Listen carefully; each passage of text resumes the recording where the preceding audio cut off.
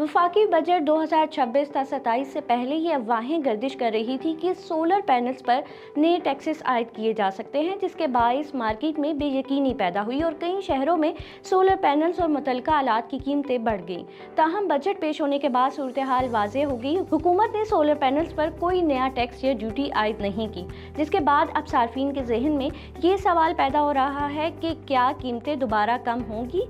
माहिरीन के मुताबिक हालिया इजाफे की बड़ी वजह टैक्स से मुतल्लिक खदशात और मार्केट में कियास आराइयाँ थी। बजट के बाद जब ये खदशात खत्म हो गए हैं तो आइंदा चंद हफ्तों में कीमतों में बतदरीज कमी का इम्कान मौजूद है। अलबत्ता ये कमी फौरी और बहुत ज़्यादा नहीं होगी।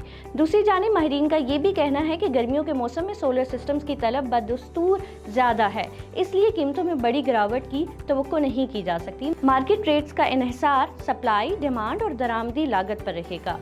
माहिरीन ये भी बताते हैं कि आलमी सतह पर खुसूसन चीन में सोलर पैनल्स की कीमतों में कमी का रुझान देखा जा रहा है, जिसका असर पाकिस्तान की मार्केट पर भी पड़ सकता है।